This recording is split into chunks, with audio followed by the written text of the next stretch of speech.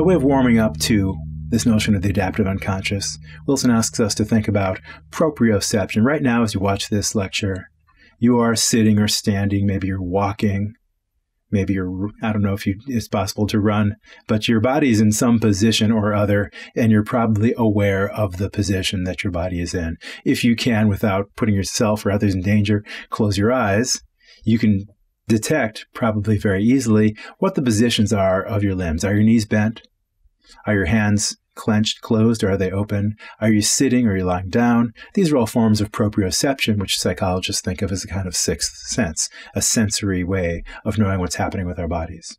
And Wilson wants to suggest that, generally speaking, we monitor our bodies proprioceptively constantly, at least while we're awake, and we do so outside of the spotlight of conscious awareness. We generally don't have to pay conscious attention to the fact that, for example, our legs are bent when we're about to get up out of a chair.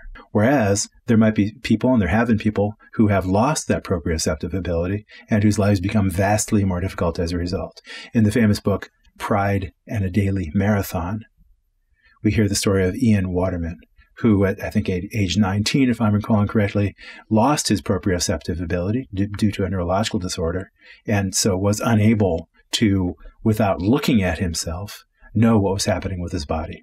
You can get, I think, a little inkling of what that would be like if you've ever had an arm or leg fall asleep while you were lying down, for example.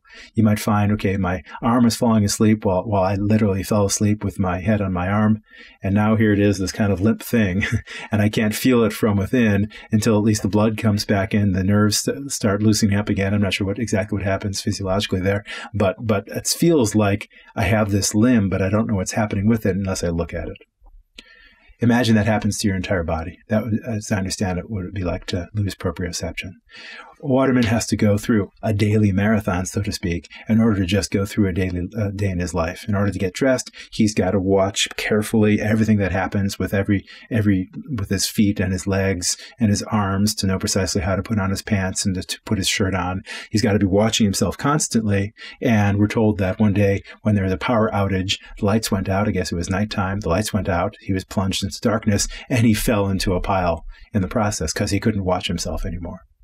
This is an example that dramatically reveals how much, according to Wilson, unconscious processing is going on at any given moment for such banal daily activities as proprioception.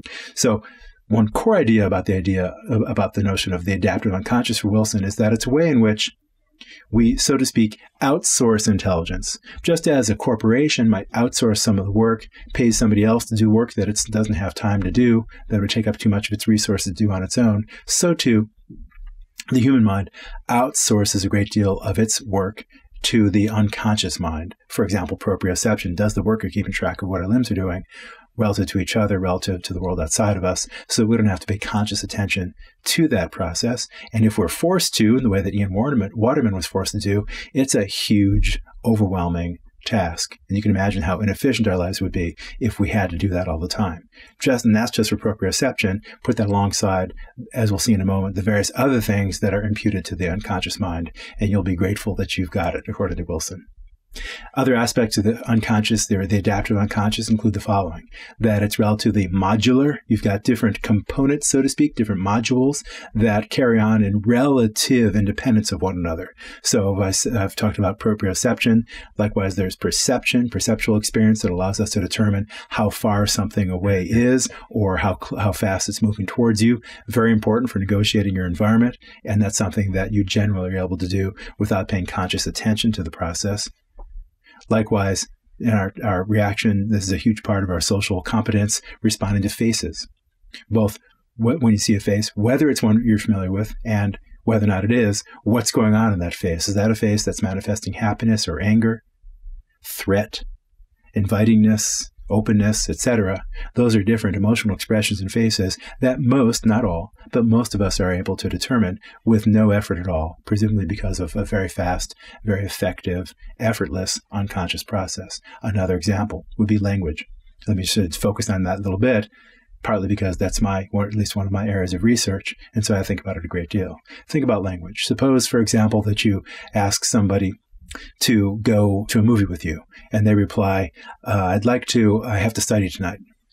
That generally will be an answer that is by way of saying, no, I can't go to the movie with you because I'm going to be studying. But notice that your friend who answered the question didn't actually explicitly utter the words, I can't go because I've got to study. They just said, I've got to study. There has to be a leap on your part that goes from the information that they've got to study to the conclusion that they therefore won't be able to go to the movie with you. That's a leap that you do effortlessly and at this split-second sort of time frame, but nevertheless involves something that is a cognitive achievement on your part. Not all of us can do it. Some people who are early language learners often have trouble doing so, for example. Nevertheless, it's part of Wilson would say, unconscious processing mechanism. That's what's known as the pragmatics of language, that aspect of language that involves our meaning things that go beyond what we literally say. Another example is the semantics of language that has to do with the literal meaning of the words. So if you pass by a billboard, the billboard might say something like, Joe's Hamburgers are the tastiest burgers in town. And you, without any effort, so long as it's in a language that you're competent in, without any effort, you can't help but understand what that sentence says.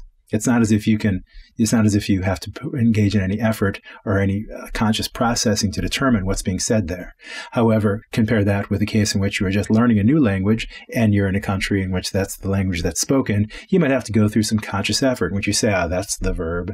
Oh, there's the noun over there, one of them. They relate to each other in some way, and then you consciously construct the meaning of the sentence on that basis.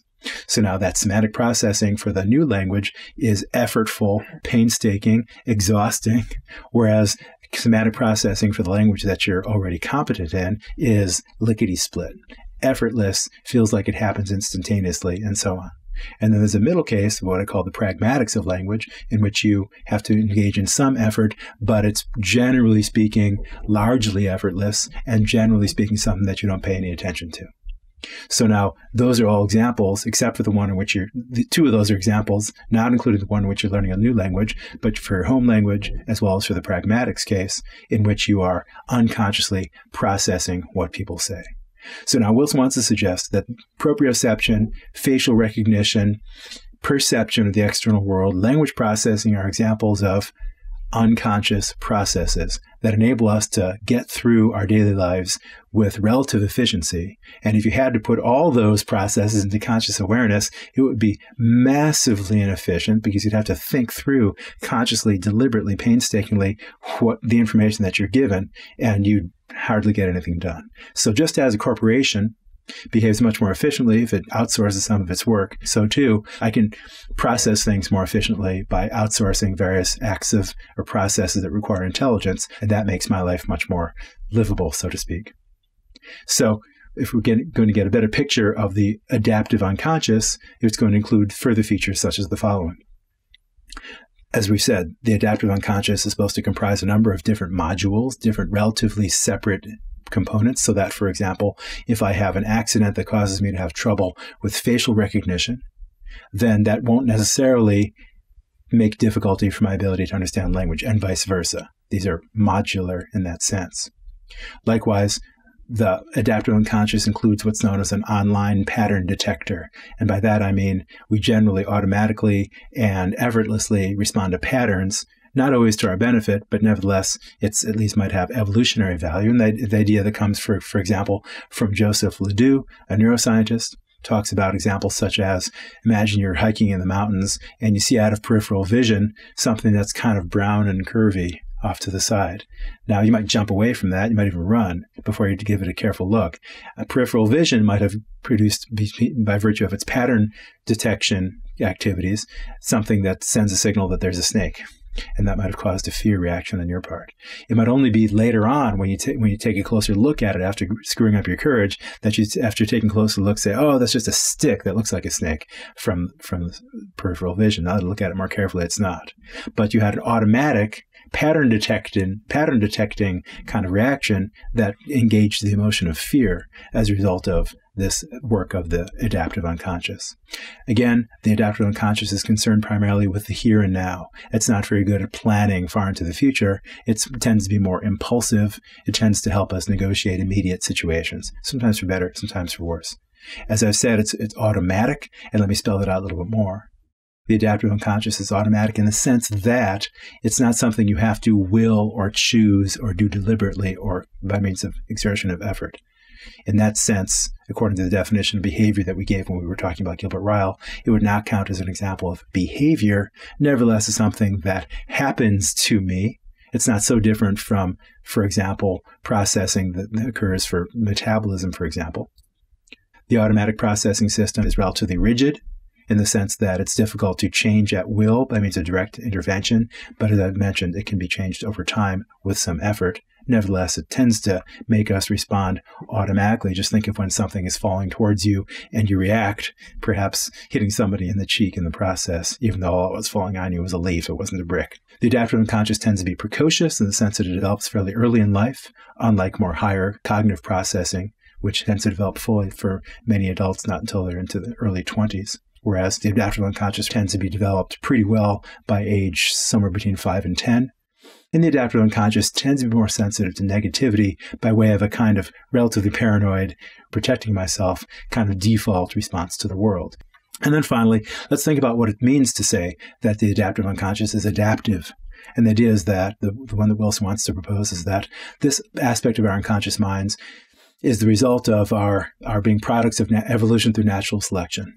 As products of evolution through natural selection, the idea is early humans or hominins might have gained an advantage by virtue of outsourcing some intellectual processes, some mental processing outside of consciousness. Perhaps unconscious processing was the original form in which thought occurred in, for example, earlier primates that inhabited the earth before we did.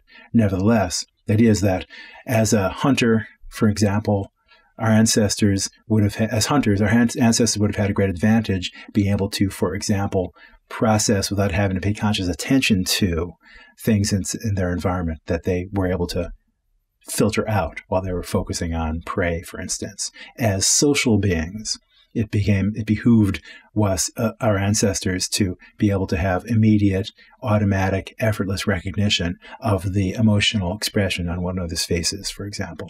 So it is that having an adaptive unconscious that did various things automatically without conscious intervention made our lives more successful and gave us a survival advantage, perhaps in comparison to other species with whom we competed, because it allowed us to apply conscious attention only to those things that were more difficult, that were novel aspects in the environment, that required that effortful, painstaking thought known as conscious decision-making, conscious reasoning, etc. The rest we could outsource and make our way through the world much more efficiently.